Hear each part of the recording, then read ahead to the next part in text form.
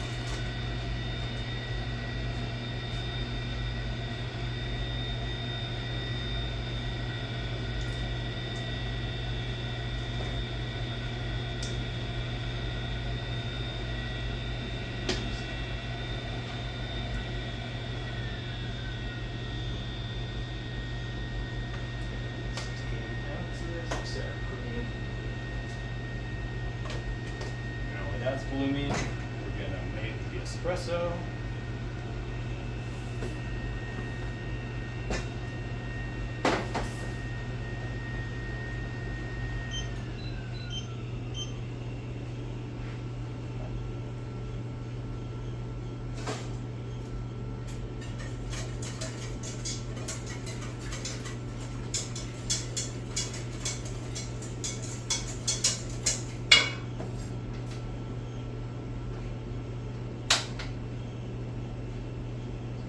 Medium heat. We don't want to scald the cream.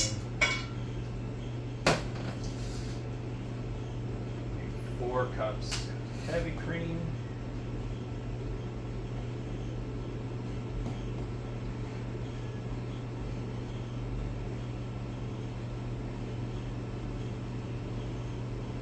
A little short, but I have enough in there.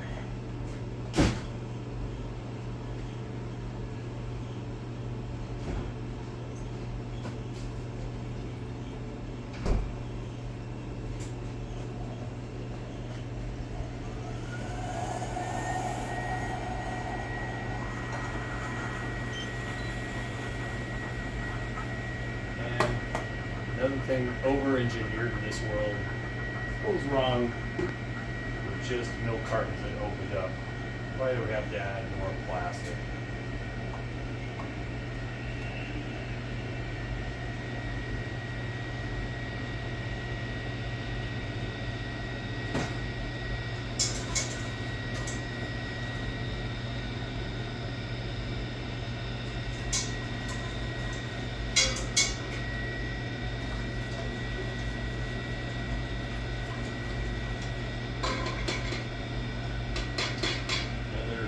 Tool I recommend, these Rubbermaid scrapers are awesome.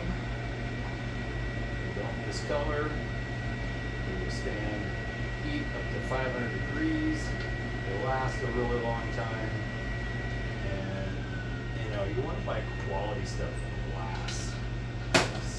You know, things that are planned obsolescence is no bueno. Alright, and a nice little. So you're going to add the warm espresso to sour cream. While this is heating up,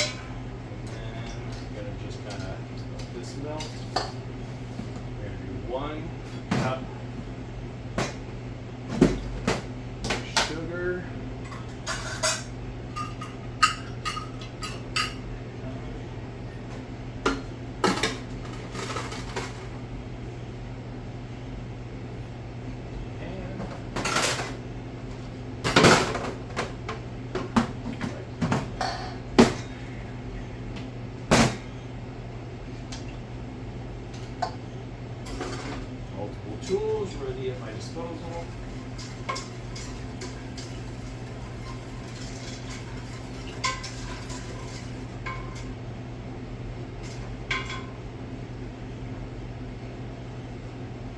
Teaspoon.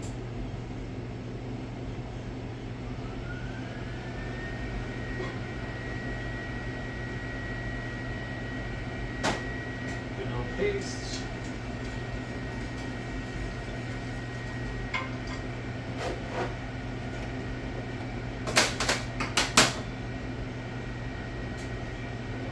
Salt. We're just looking for this to get about 150 to 160 degrees. Steamy, but not boiling.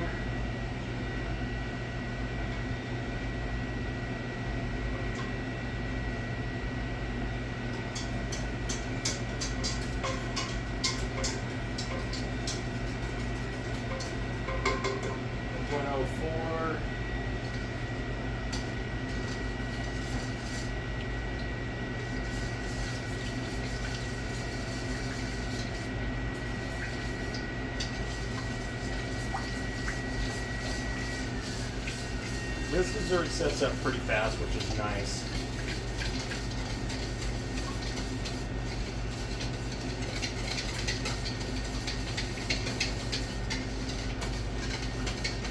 If I made this late morning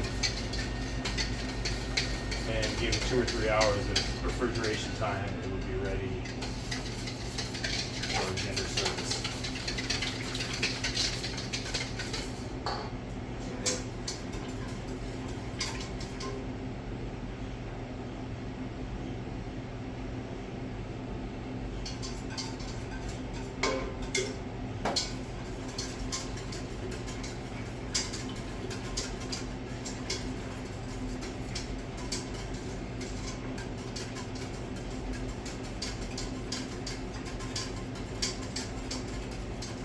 Really nice is to mix this, the espresso panna cotta, with chocolate mousse, and it's kind of like a mocha dessert with chocolate.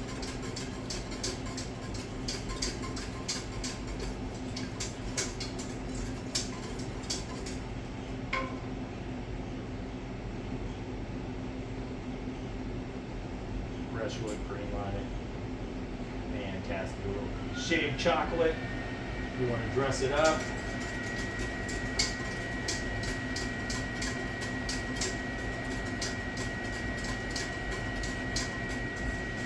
These are just going to go into a small ramekin. This size is 8-ounce ramekin. We're going to get about 20 portions out of this. And obviously change the amounts, make them bigger, make it smaller, but the ratios are all what really matters.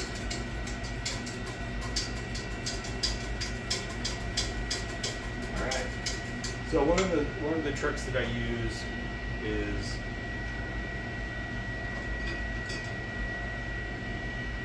a strainer. When I go to portion this out, I strain it through a fine mesh strainer. Sometimes the gelatin can get a little clumpy, and I just want to filter that out so that you have a creamy, smooth texture. Going for,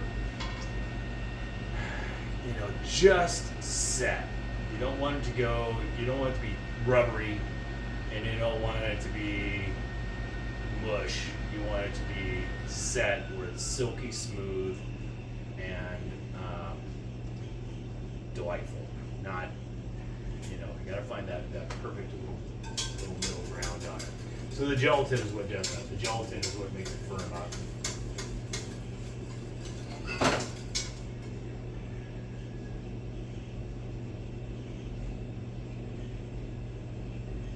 All right, 152.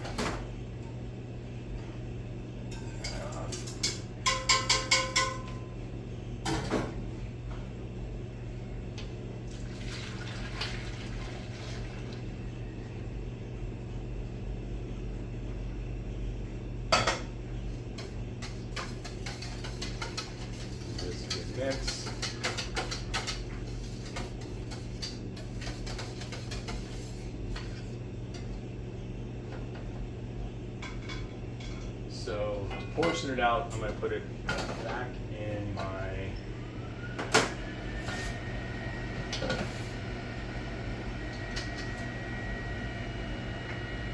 measuring cup.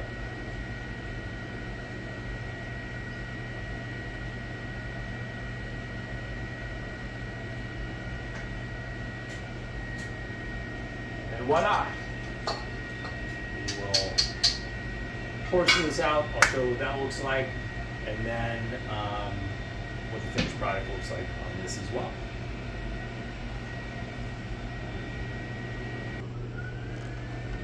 Alright, I got these portioned out, and sometimes there's little bubbles that form on the top. A quick little trick to get rid of the bubbles. Just do a quick blast with your kitchen torch, and it'll make those bubbles go away, and then you have a smoother top for your presentation. I typically let this sit for about 20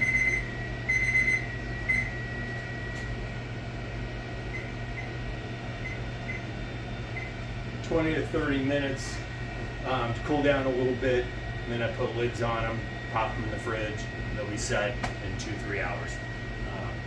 Probably, yeah, 3 hours I would give it at least. And then that's it. Fresh whipped cream on top. I'll show you guys the whipped cream charger that I use. It's not using that ready whipped crap that you get in the grocery store, but a real whipped cream, no additives, nothing in it, no artificial fats and that sort of stuff. So yeah, there you go. Espresso panna cotta.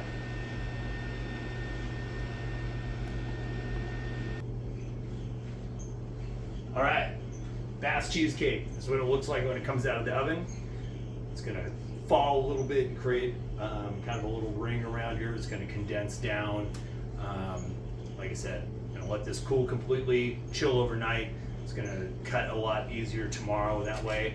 But what a fun dessert. Really, really like this one. And I top it with like a little koi syrup and whipped cream, or do some berries, or you can do plain. But have fun. So there you go. 2 desserts made within, not baking time, but you can rock both these out in an hour. Easy, easy. So there you go. Have questions or want the recipe, more detailed recipe, reach out to me. I have no problem sharing my recipes. People are like, oh my God, don't share your recipes. No one's gonna make it like me. I made this cheesecake 50, 60 times now, panna cotta easily 100 times.